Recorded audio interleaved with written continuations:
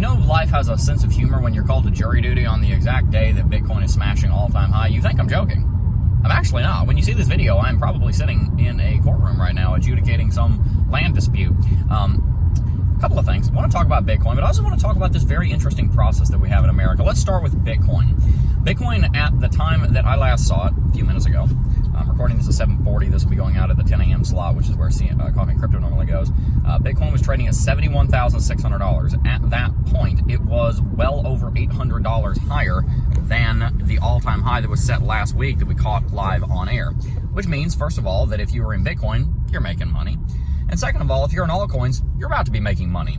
And so here's the long and the short of it. Let's start with the short. In the short term, Bitcoin is trying to determine right now, been trading sideways for about 12 hours up here at 71.6 when I saw it this morning. It's trying to determine whether it's going to actually start closing daily candles up here.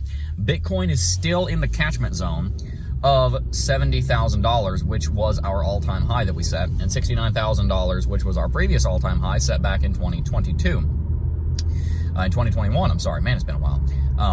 So we're not really confident that we're out of the woods just yet. Bitcoin has not decided, okay, time for blue sky breakout. We have to see if we're actually going to break this zone. I think we're going to. It's just a matter of the market proving that. Because after this, we're in blue sky for a while. I mean, Bitcoin could easily go to $200,000 in this bull market, and there is no resistance above us. This is uncharted territory.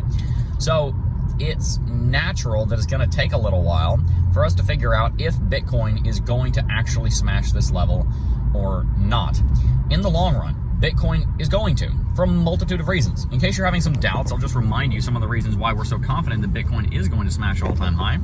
Some of those reasons include the fact that we've got an ETF with a huge amount of volume, and headline came out this morning that BlackRock now holds in just a month and a half, well, I guess about 2 months, in about 2 months, now holds more Bitcoin than MicroStrategy. Whew! Now keep in mind, BlackRock is an asset manager. That's not actually their Bitcoin, they're just managing it. But they've got over 200,000 Bitcoin under management already. For anybody who thought that the Bitcoin ETF was not a big deal, I hate to be the bearer of bad news to you, but you're wrong. It just is huge. There's so much Bitcoin being locked up and taken out of circulation right now by one of the 11 exchange-traded funds. If anybody remembers basic, like, 7th grade economics, supply and demand equals price. The supply has gone way down because we've got a lot of it being locked up in ETFs that are being purchased by new money that were not in the space before, so they were not impacting the supply prior to the ETF launch, and the demand has only gone up for the exact same reason the ETFs have launched, and the fundamentals are looking much better than they ever have before. Of course, we've got the concept of a rate drop coming later on this year.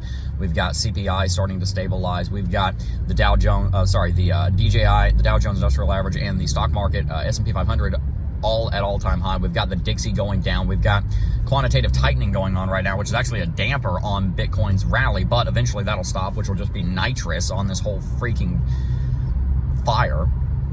So where does this lead in the medium and the long term for Bitcoin? Well, Bitcoin is going towards $100,000, probably very soon. Our initial projections were late August to early September. We were making those projections back in December when Bitcoin was trading around $48,000.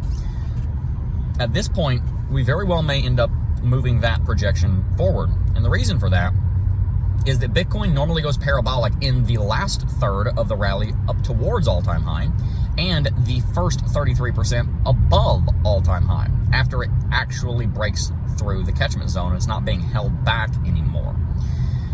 If you look back on the last two bull markets where we broke all-time high, going from 65% Fibonacci retracement all the way back up to the all-time high happened exceptionally quickly in less than 40 days each time, which is what has happened this time. It took about 15 to 20 days to go from 48 to 69. And from there, after you break all-time high, you generally rally 30 to 50% higher than all-time high almost immediately. Kind of parabolic movement we're talking about here. So, in the medium term, we could see a very rapid moonshot straight to $100,000 before we see that first major correction. And make no mistake, there will be a major correction where we bleed tens of thousands of dollars in price. I've been telling you for the last month that a 20 to 30% correction is around the corner, and so you don't want to get caught with your pants down. On, last Tuesday, we were rallying up towards all-time high for the first time, and I told you guys not to enter leverage longs. guess what? About an hour after we finished that stream, Bitcoin dropped $10,000 in 5 hours. Would have knocked out any of you guys in leverage positions. So please be ready that at any point, huge crash could come.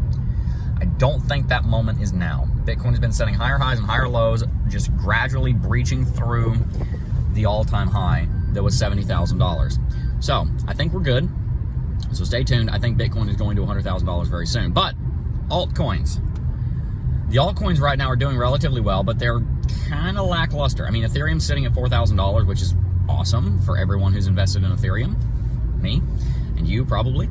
That being said, many of your favorite altcoins, including Cardano and a lot of the other ones, are not rallying as much as you would like for them to right now. And I want to tell you that makes sense. If you look at the history of the market dominance charts, and you look at the history of the market capitalization charts, and you look at the history itself on coin market cap, you're going to see that at the beginning of bull markets, Bitcoin takes the cake. It takes all of the enthusiasm, all of the exuberance.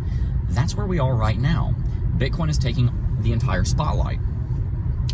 And that's the way it should be. Bitcoin is the leader of the space. It ought to be the one with all of the attention on it. That's not going to last forever though, because if Bitcoin does what it did last bull market, it will moonshot straight to all-time high in the next 6 months, 6 to 8 months. And then it'll trade sideways up there for like a year. If that happens, that's your altcoin season, guys. When Bitcoin gets just a little bit boring, that's when the altcoins start taking off. You got to think about it like this. The amount of money flowing into the space is all the same, and it can only either go to Bitcoin or the alts if it's going to be invested at all. And so most of it is going to Bitcoin right now because the most obvious opportunities are there. But after the opportunities on Bitcoin dwindle down, then people are going to start putting their money into the altcoins. And that's going to start happening in the next few months. So if you have not made an investment in Bitcoin, it is the coin that you have most run out of time on, although you're still not out of time. And if you've not made any investments in the altcoins, now's your time to go on whatever exchange. A lot of people are having issues with Coinbase right now, so I understand if you don't use Coinbase, but go on Coinbase, Binance, Blowfin, I don't care. Wherever you go, set up some recurring purchases and get into some alts, especially the likes of Cardano, Solana, Polkadot, Cosmos, Ethereum, obviously, and many more that we've covered plenty of times on this channel. If you guys want to see more of that content, make sure to subscribe to the channel and hit that post notification bell so you won't miss a single upload. But Bitcoin's about to go towards $100,000, probably in the next few months, and your altcoins are going to make a lot of money. So if you have neglected to do your dollar cost averaging, now is the time. And on the note of BlackRock accumulating 200,000 Bitcoin, what's your take on that? What do you think about that? I'd love to hear your opinions on that in the comment section. I think it is relatively benign. I honestly am not that concerned about it, and I know I'm going to get burned at the stake for that in the comment section down below. But the reason that I'm saying that is because BlackRock has no recourse to do anything and put pressure on Bitcoin. They just don't. There's not much that BlackRock can do other than screaming ESG, ESG because of the mining. But they're not doing that because it's making them too much money. They have a vested interest in not complaining about Bitcoin mining and the electricity that it uses. We got to remember that BlackRock has $10 trillion under management. They don't have $10 trillion. They have 10 trillion of other people's dollars. They don't have 200,000 Bitcoin. They have 200,000 of other people's Bitcoin. So just keep that in mind as the doom and gloom around BlackRock starts to crop up over the next few months. I'm not as big of a fan as them. I'm no more of a fan of BlackRock than you probably are. But the fact of the matter is that 200,000 Bitcoin belongs to other investors. The vast majority of it does anyway. BlackRock only holds probably a couple tens of thousands at most, which is not much for a company their size. So I'm not personally worried about it, but I'd love to hear your opinions. On the subject of jury duty, which is what I am heading towards right now.